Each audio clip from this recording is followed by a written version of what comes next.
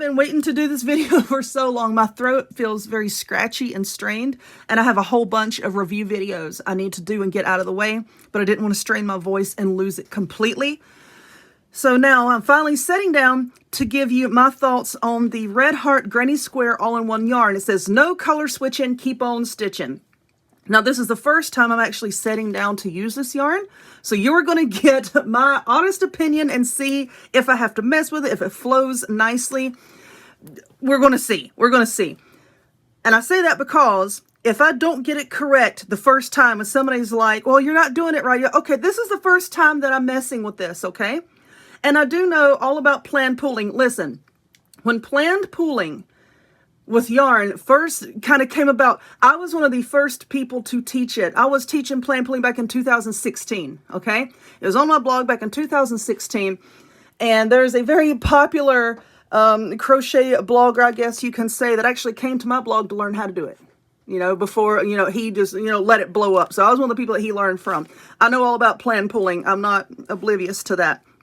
But this is slightly different.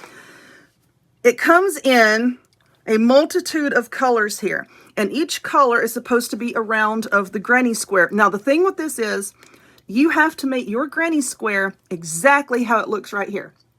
You cannot deviate from that. I don't like that.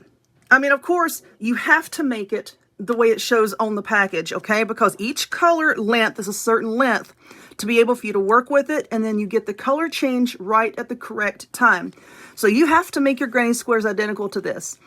Where is the creativity in that, Yarnspirations? Y'all always talking about creativity. Where's the creativity in that? That's not very creative.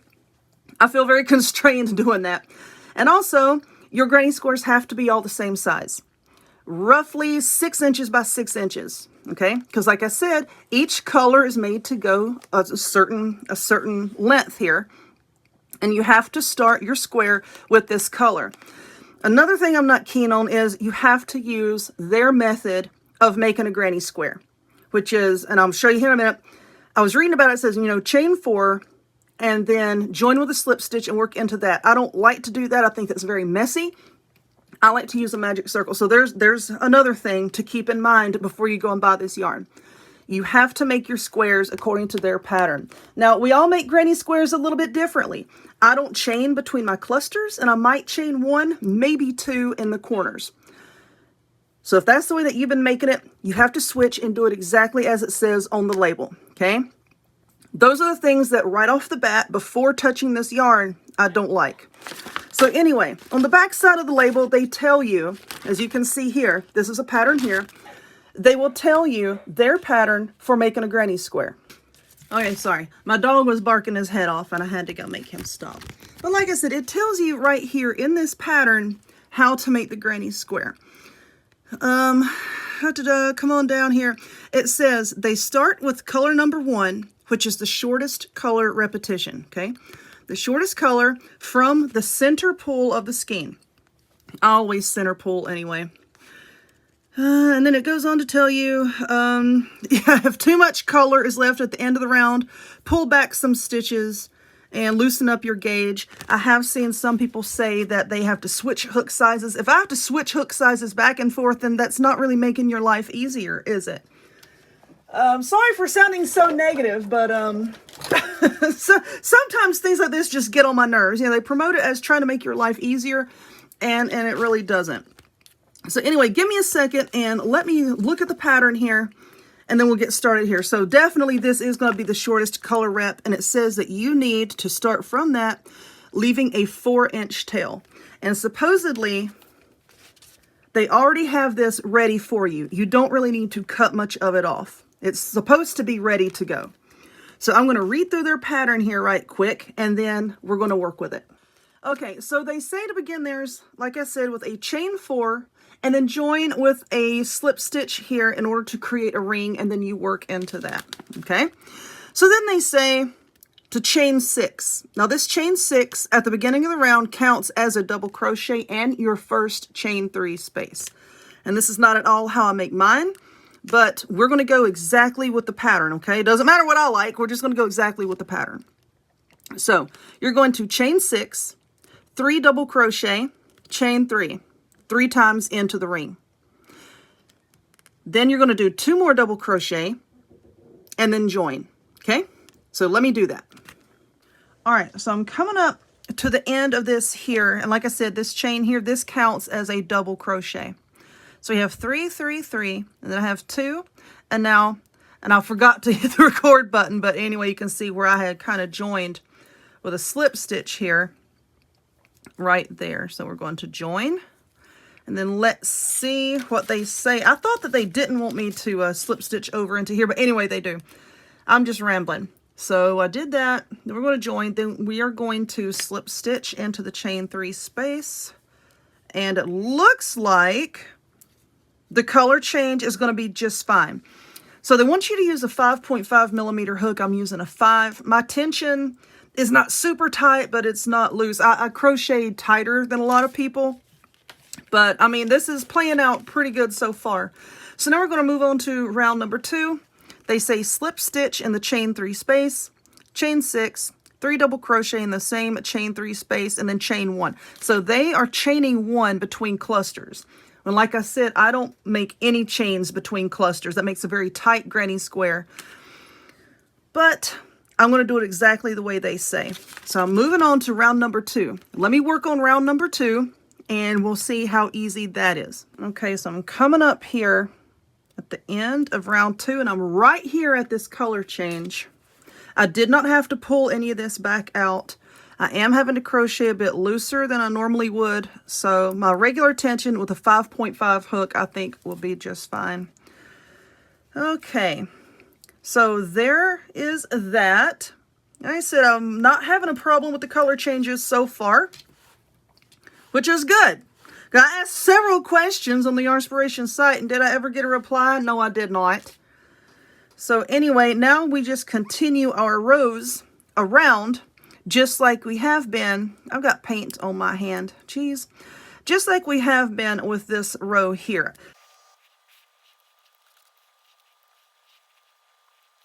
Okay, problem here. I'm going to have to tighten up my tension on this color, because as you can see, I'm already hitting the color change here, and I still have to do 1 more double crochet here, 2 over here, and then a slip stitch.